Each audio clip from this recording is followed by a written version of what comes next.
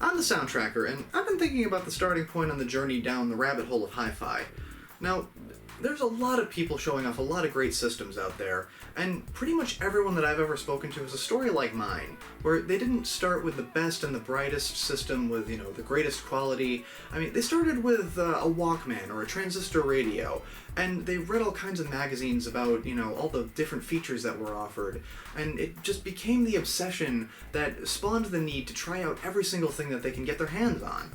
Now, I personally started with a boombox, and I worked my way up to a pretty crappy Olympic stereo, and eventually I worked my way up to this behemoth behind me.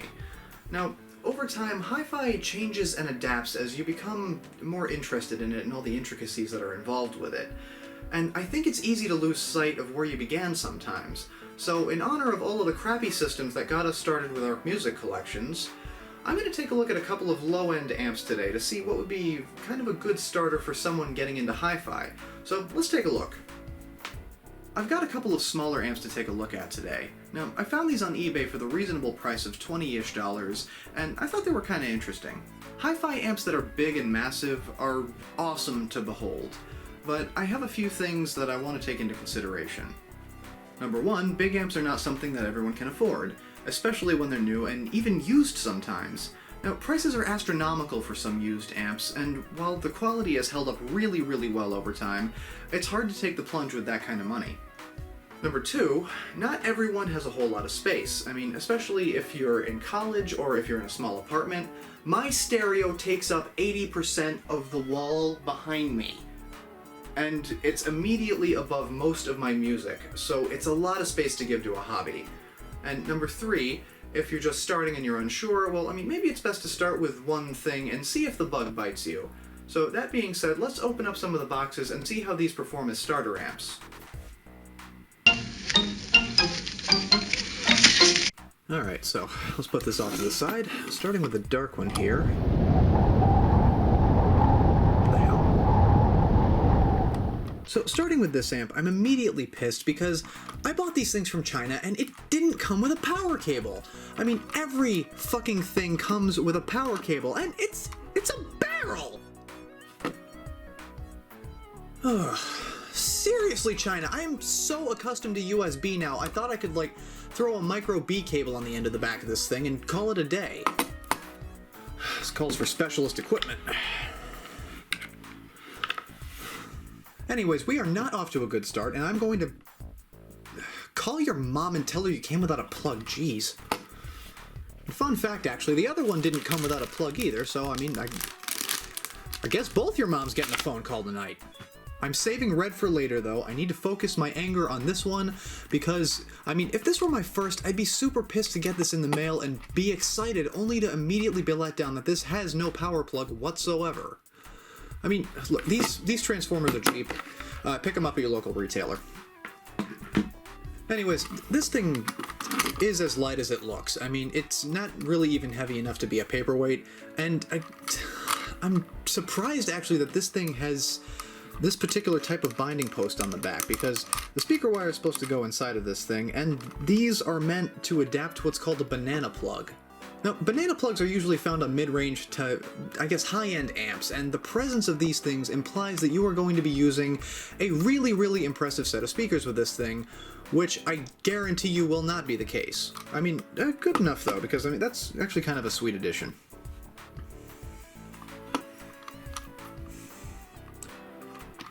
The hell? Hi-fi amplifier. Mini ample? Hey, alright. If that was a pun, I appreciate it. Mini ample. Success. And on the front, of course, you've got all the connections. We've got the, the line in for the venerable 3.5mm jack, a USB connection for, PC audio as far as the manual is concerned, and an internal Bluetooth connector. And this is the one that I was actually the most interested in, because supposing you're still sourcing a record player or something, at least if you have speakers, you can hook up a phone and play some music through Bluetooth. And I'm also a sucker for different lights and effects, and I couldn't resist this crappy little VU meter that it has. Everything about this is wrong, from the size to the fact that the colors aren't even in the right order, but, if it dances, I'm gonna be happy. Alright, moving on. Let's take a look at all this stuff over here, too.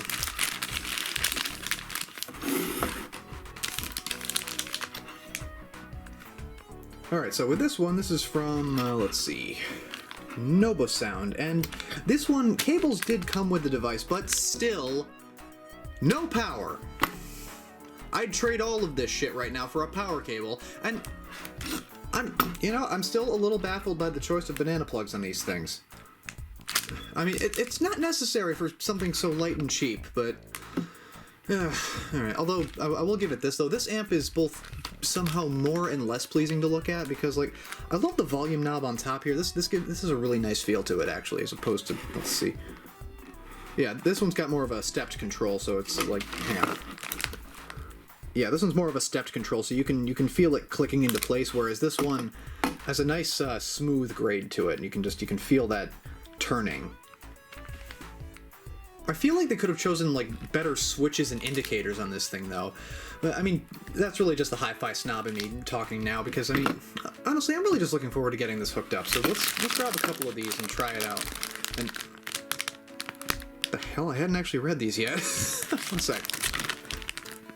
OFC audio... Audlo video high-grade cable, which this is not. This is called a stereo Y cable, for one, and half of this shit lies in the box.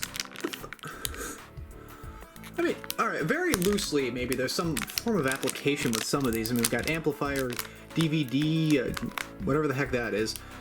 What is that, CD player, mini? Yeah, so most of it, but I would really love to know who in China is hooking up their VHS player with one of these things. Really? I really, really wish I could read this right now, because I want to know what the hell does this cable have to do with VGA, USB, and HDMI, of all things, to put on the back of this. Now, I'll give it this, though. It is a solid 100. This cable adopts oxygen-free copper, OFC, conductor, import terminal, plastic materials, manufacturing, using high shielding, hi-fi design, anti-jamming performance is strong transmission effect. Try to be a little less than your usual frivolous self, 007. TV. This cable adopt standard coaxial cable, 75 ohm, ultra-low capacitance by wire core of the physical foaming PE insulation and high-purity conductors within. Effectively avoid audio-visual environments of disorderly signal interference applicable to transmission RF signal television. I kinda get what this is going for, but I mean, this cable does none of those things, I'm sure, largely because of the flagrant disregard for knowledge on the package. Ugh. Copyright Binda Electron.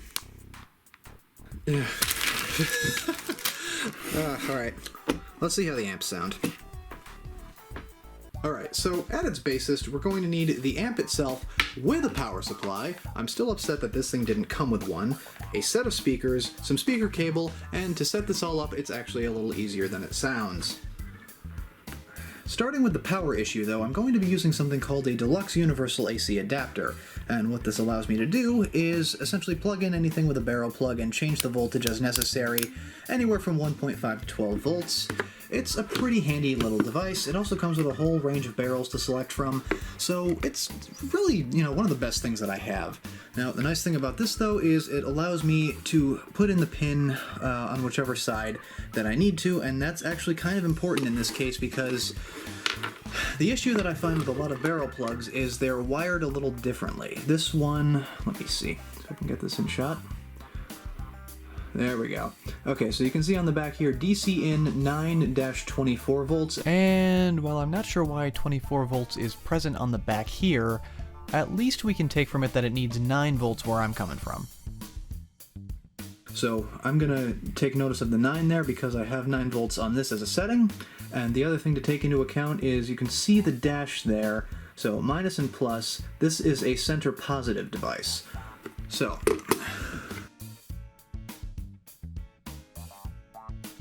let's see here. On the side of this, there we go. That side says minus. That side says a little plus there. So, on this, let's see, where's that marking? Here we go, tip. So I want the center to be positive, which means, there we go. And that will take care of that, and this fits in there nicely. Huh. Almost forgot to set the voltage. That needs to be at 9, and that's how I'm getting power to this thing. Anyway, now that we've gotten the power side of this settled, let's take a look at the speaker wire. So, I've got here what's known as 18 gauge. This can come in thinner and, well, absurdly thick. Yeah, interesting picture, isn't that? But essentially, for something this small, I don't think we're going to be needing a whole lot. Anyway, prepping speaker wire is really not that difficult. All you need to do is cut off a length of it, and yeah, there we go. All we need to do is cut off a length of it there. Cut down the center. Split them off.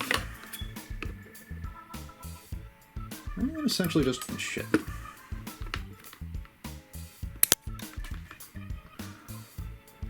And essentially just kind of work your way around it with the scissors, because eventually there will be a easy enough break in the sheath that you'll be able to get it off without completely cutting it aside like I just did. Alright. It's going to be tricky to get on the first try, but once it's off, so yeah. Alright, let's get the other one here. So at this point, I realize investing in a pair of wire strippers might have been a good idea. Alright, so twist them off, and there we go. Alright, so another important thing to note though, these wires are actually two separate kinds of wires. I don't know what they actually are, but the only reason that they're different is to denote to you where exactly they're supposed to go. Now, other speaker wire also has a sort of a line across it to help you figure out which side is actually supposed to plug into what. Because the idea here is red goes to red and black goes to black, especially when dealing with the back of the speakers. So, let's get these things wired in.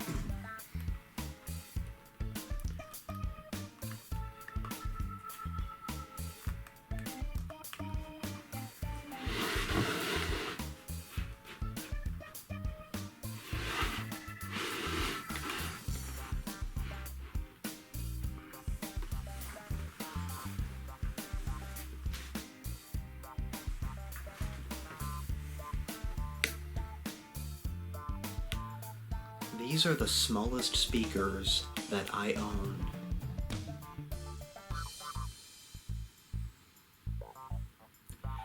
And they dwarf this thing.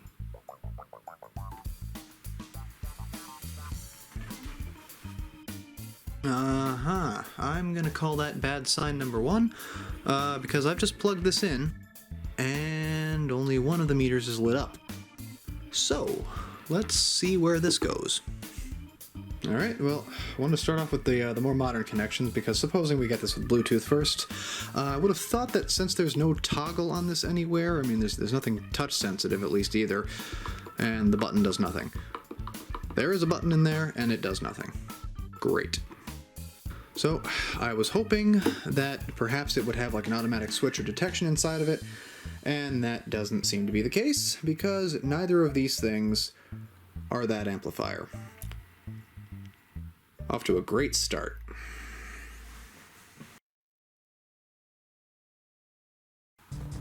Alright, so I was a little baffled by that one at first because, well, pressing the power button does nothing. It doesn't change anything, and I thought for a minute that this had just come with a singular light there to indicate that something was wrong or dead. But as it turns out, if you look at the manual, you can find a whole lot of useful information about how to operate things. So, one long press is supposed to power it on, and there we go. Alright, I will say that as far as standby goes, it's a little odd having that on. But let's see, Bluetooth is flashing. So I did want to try this out with a couple more modern devices first, because supposing you don't have a record player, well, that's just going to be the easiest thing to do. So, Bluetooth connections, let's see, mini D amp, let's see what happens there. Pair. Alright, I'm hearing some static out of there. Let's see what happens.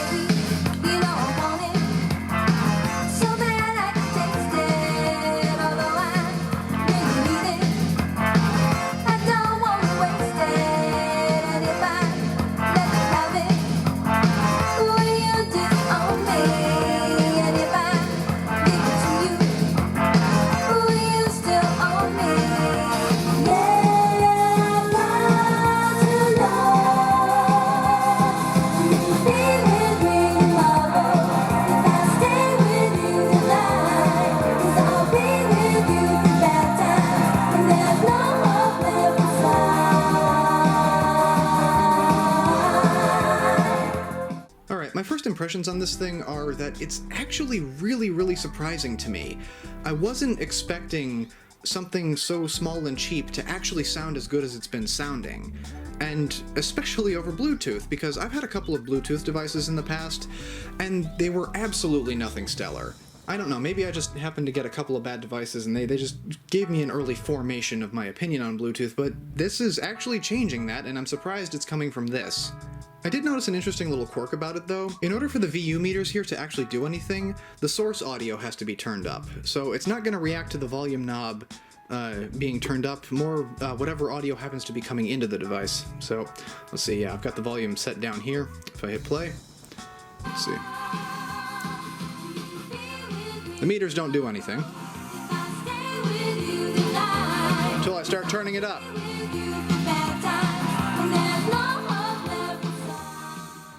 And that has no bearing on it. Interesting. Alright, so let's set up the PC side of things and see how this handles audio over USB.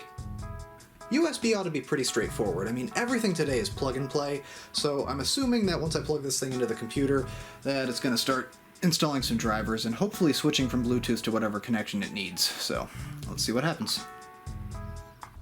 Alright, I think that settles it. Okay, so up until this point, all I've done is plug the amp into the computer and it's installed all the software drivers. So I'm assuming, hopefully, at least maybe, possibly, that because it's got the USB connection going here and the drivers are on, that the computer will have automatically switched sound sources from my internal speakers over there, the speakers I have plugged in over there, to the speakers that are here through this amp. So let's pull up a song and see what happens.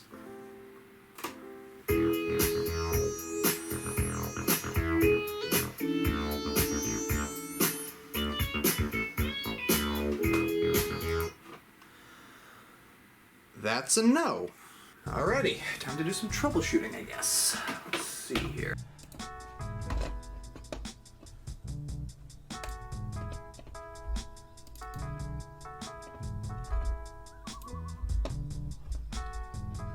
That's why. So my default device pretty much is and always has been set to the speakers that are plugged into the computer. So let's just change that and go back over to the media player. Let's see what happens. Much better.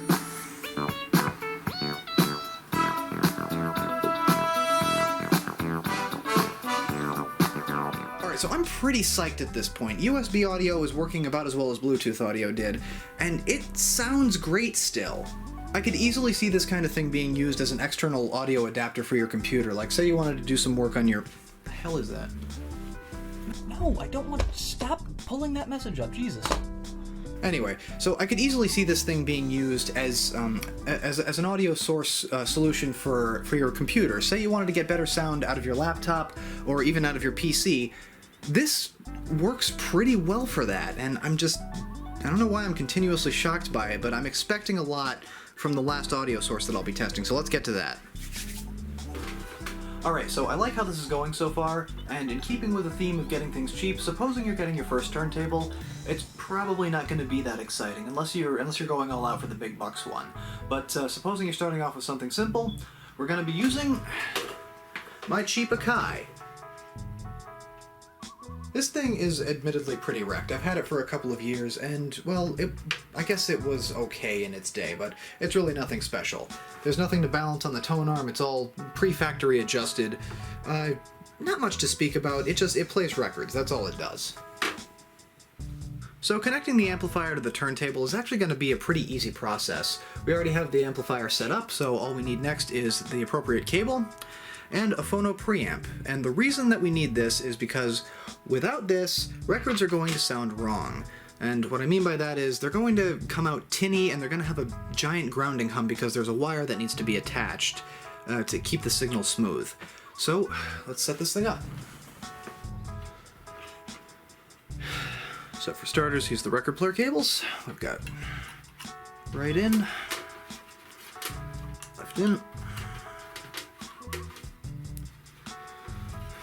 and the ground wire. And it is worth mentioning that some turntables are self-grounded, so you may or may not have a ground wire. If one is present, it's going to need to be put onto the binding post here. And this, I remember being a heck of a lot easier on the back of my amplifier. Huh. Hang on.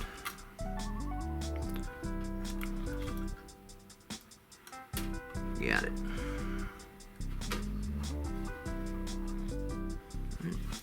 And, of course, out from the Y cable and into the amp.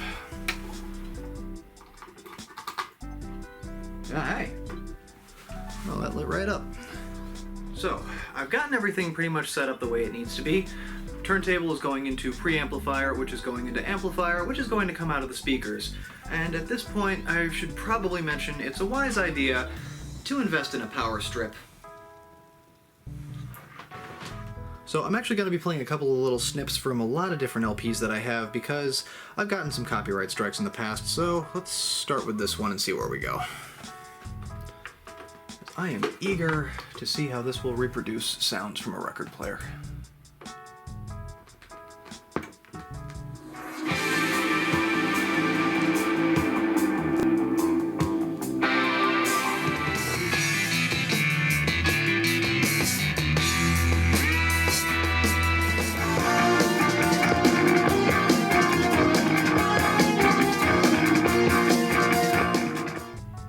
You know, I'm still impressed with it. I'm not as impressed with its handling of analog sources as it was with the digital ones, but it did a pretty decent job overall with, I guess with the crap that I gave it anyway.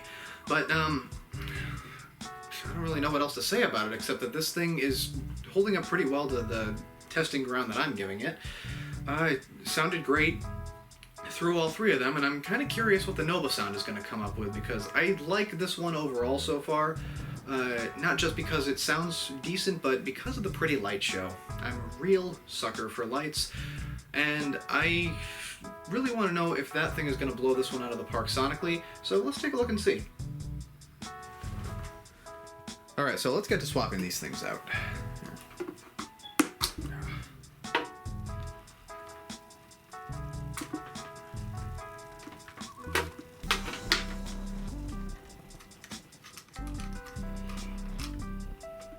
And of course, not forgetting about the power consumption, the pin itself has to be center positive. So I want to just double check and see that the Nova sound needs to be set up the same way as the previous one. And, well, all things look like they're a go. So 9 volts, center positive pin. That ought to do it. And let me see if that'll at least turn on before I actually plug it in. Does it have any lights? And it does. Alright, well, at least now that I know this receives power, let's get everything else plugged in here.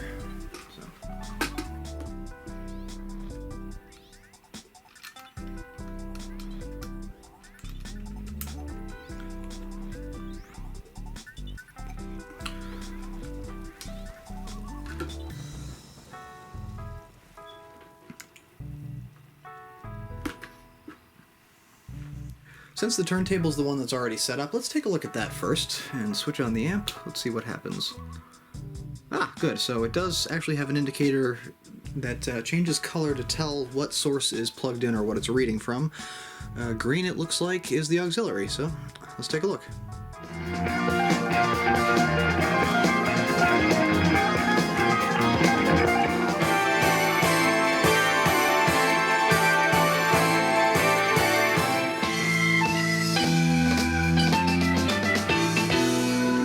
Bluetooth mode. Huh? I wasn't expecting that. I didn't have the volume turned up earlier. Let me see if this also... What? AUX mode. A minute ago, I didn't actually have the volume turned up when I was recording the phonograph segment. Bluetooth mode.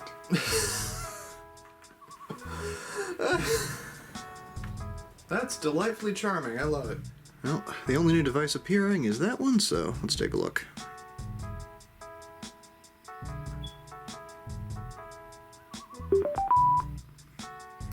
Well, that was pleasant.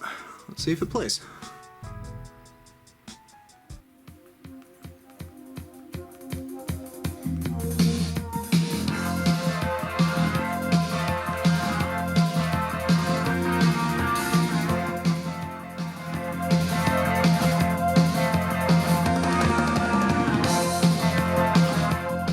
Very badly to know whether or not that same voice is going to come through, because that was a delight and a half. So, USB's the right way around this time. Cool.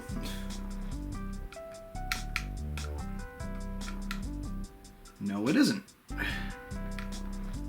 Idiot. PC mode. Well, the color did in fact change to green again, so I guess green is just their auxiliary color. And I have a feeling we're going to encounter the same problem, so just as a preemptive measure, let's get over here in the computer. Yep, well, all the drivers are there, so close. Is it going to pull the same thing that it did last time? Let's see.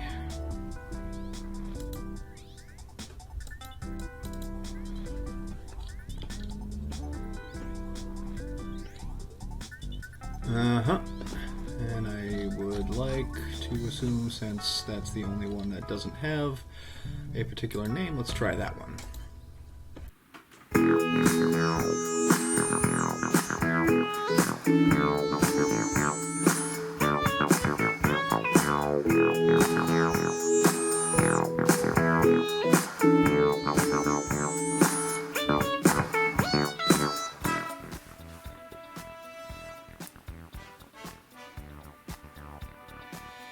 It works. Alright, so both of these share the same core functionality. They both hook up to speakers, and they play sound through one of the three sources demonstrated. Now, each of them have their own little quirks. One of them has a beautiful light show and displays whatever device is playing via the lights on the front, while the other one does so through sound. Now, aesthetically, I'm definitely more for the mini ample here. I mean, not just for the lights, but for the positioning and the placement of the buttons. I mean, everything just looks cleaner somehow. And, I mean, even with there being more stuff on the front, it just looks better overall to me. Now, sound-wise, though, that definitely goes to the Nova sound here. So, it's just a little bit sweeter. And, I mean, it has a little bit more of a punch to the sound, and honestly, that's usually what wins my opinion with an amplifier. I mean, no matter how flashy an amp looks, if it doesn't sound good, the charm is going to fade. So, to be fair, this doesn't sound bad. That's not really the point of that. I mean, it's definitely not the worst thing I've ever heard. It just sounds a little less good than that one, you know? So I can't actually believe this, but this is a tie. Both of these would be great starter amps for somebody looking to get into hi-fi if they came with a plug, which I'm still mad about.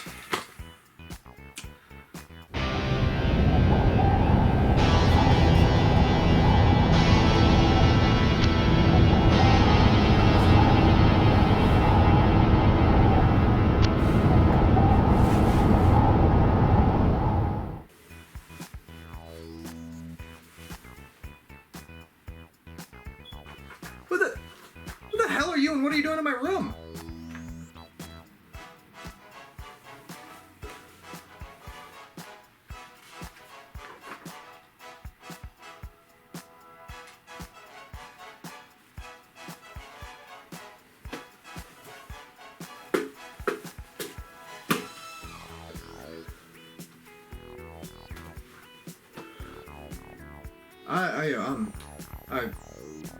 Yeah, I'm reading what you're saying.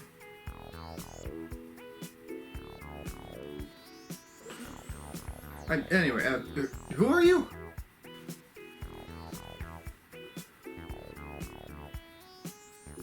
No, you're not. The name's been taken. Yes, it has. Yes, it has. Yes, it has.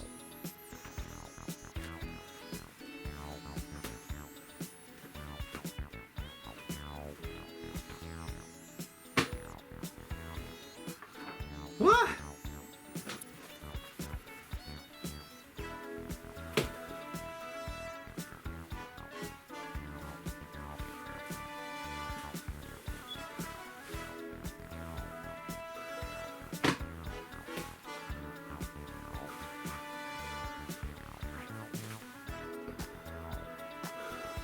Wait. Physical, ethereal. Wait a minute. I'm not following you on that one. You mean everyone's supposed to be streaming things just because it's convenient?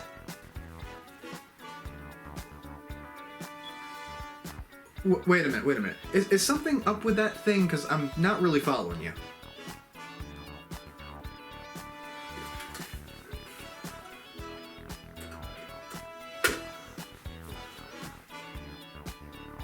Yeah, better.